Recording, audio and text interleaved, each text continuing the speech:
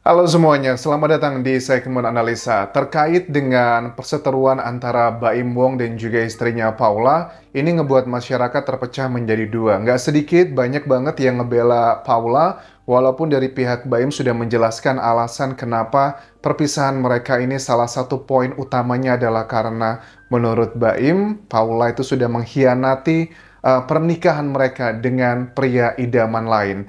Ada komentar yang mengatakan bahwa Baim ini kok banyak koar-koar gitu, beda banget sama Paula. Ini adalah menurut aku salah satu contoh toxic masculinity yang mengindikasikan bahwa yang namanya seorang laki-laki itu nggak boleh menangis, laki-laki itu nggak boleh mengeluh. Kesannya adalah seperti itu, padahal mau jenis kelamin kamu laki-laki ataupun juga perempuan, pada saat seseorang itu merasa harus ngebela dirinya, harus melakukan hal yang terbaik untuk keluarganya, kadang harus melakukan hal-hal yang bertentangan dengan idealisme dari tuntutan masyarakat. Kita akan coba lihat ada beberapa postingan terbaru dari Baim dan juga Paula.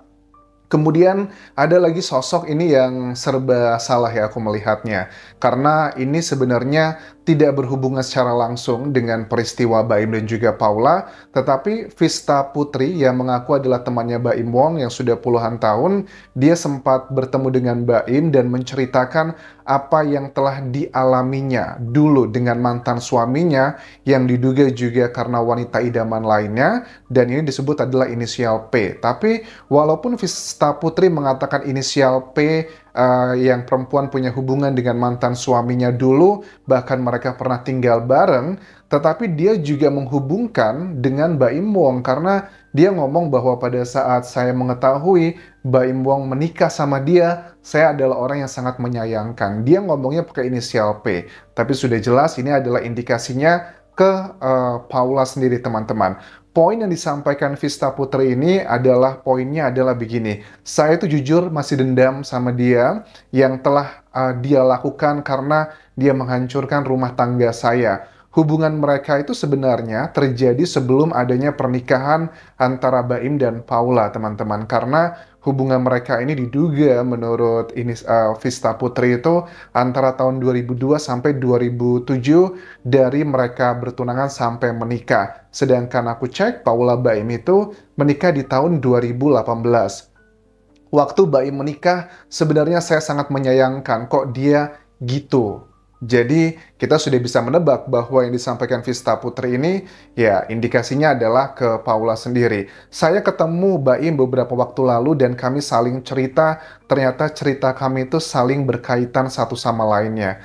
Apakah indikasinya pertemuan antara Vista kalau betul dengan Baim Wong itu adalah menceritakan modus-modus yang sama dilakukan dulu pada saat mereka memiliki hubungan dengan indikasi nama-nama yang ada dalam peristiwa ini. Bahkan ada beberapa orang ya yang sebenarnya di Instagramku mengirimkan kayak beberapa foto gitu ya, inisialnya yang disebutkan oleh Nikita Mirzani, si N ya kalau nggak salah, yang dikatakan bahwa dia itu adalah teman sahabatnya Baim yang pernah tinggal di rumahnya karena rumahnya sedang direnovasi saat itu. Tapi aku tidak mau menunjukkan foto-foto tersebut. Terima kasih yang sudah ngasih tahu, karena biarlah nanti itu akan terbongkar pada saat persidangan yang rencananya akan digelar itu tanggal 23 atau 24 beberapa hari lagi. Kita akan melihat apa saja poin-poinnya karena dalam surat tuntutannya Baim Wong itu disebutkan dengan jelas siapakah pria idaman lain tersebut. Nah, sekarang terlepas kalian Vista Putri ini adalah komentarnya ada yang pro dan kontra, ada yang bilang karena pansos, ada yang bilang ini bagus nih buat semakin menguatkan, itu adalah hak kita masing-masing ya. Tetapi suka tidak suka, ini sudah menjadi konsumsi publik dan ada unsur-unsur hukumnya. Mudah-mudahan bisa menjadi pelajaran bagi masyarakat Indonesia. Kita akan bahas yang pertama ini adalah terkait dari sisi Baim Wong. Baim Wong ini membuat sebuah story, bukan story sih, tapi adalah postingan dan juga ada video. Nah, kita baca dulu adalah postingannya Baim Wong di Instagramnya dengan kata-kata begini. Yang bilang, saya mau mengambil anak-anak atau menjauhkan anak-anak dari ibunya, itu bohong semua. Yang memulai dan menyebarkan fitnah itu semoga diampuni dosanya. Kapanpun saya nggak pernah menghalangi anak-anak kalau mau ketemu ibunya dan sebaliknya juga. Setiap waktu saya selalu mengajarkan anak-anak untuk mencintai ibunya. Kata-kata positif selalu saya tanamkan mengenai ibunya. Saya kadang paksa anak-anak untuk datang ke ibunya. Anak-anak tetap nggak mau. Saya selalu bilang ke ibunya untuk sabar. Kalau dipaksa, takutnya tambah nggak mau. Nah, ini ada indikasi yang unik nih. Kenapa kok mereka tidak mau ketemu sama ibunya? Apakah pernah melihat sebuah peristiwa yang begitu sangat traumatis? Mungkinkah dengan statement Nikita Mirzani bahwa ya sosok pria idaman lain tersebut adalah orang yang pernah tinggal di rumahnya Baim tersebut, pernah mungkin dalam tanda kutip dugaannya, putra-putra mereka tidak sengaja melihat hal-hal yang tidak pantas, kemudian Baim juga ada keributan-keributan, itu mungkin yang ngebuat putra-putranya tidak mau ketemu dengan ibunya. Kalau statement Baim itu benar ya. Tapi biasanya anak kecil tuh memang ya di mulutnya ngomongnya tidak mau, tapi di hatinya sebenarnya dia maulah sama ketemu sama ibunya. Bagaimanapun juga mereka tidak punya pikiran sejauh itu bisa tidak mau ketemu sama ibunya. Tetapi mungkin hanya di luarnya aja karena ada pengalaman-pengalaman tertentu. Lanjut lagi, menurut Baim, maaf saya harus bicara ini karena ini menyangkut bagaimana cara saya didik anak supaya tidak ada salah paham. Sesalah-salahnya saya sebagai suami, saya nggak mau salah untuk menjadi orang tua. Komentar dari netizen juga beragam, ada yang pro, ada yang kontra. Yang kontra salah satunya bilang begini, atas dasar apa anak-anaknya nggak mau ketemu sama ibunya sendiri, Mas Baim? Masa iya anak sekecil itu nggak mau ketemu sama ibunya sendiri?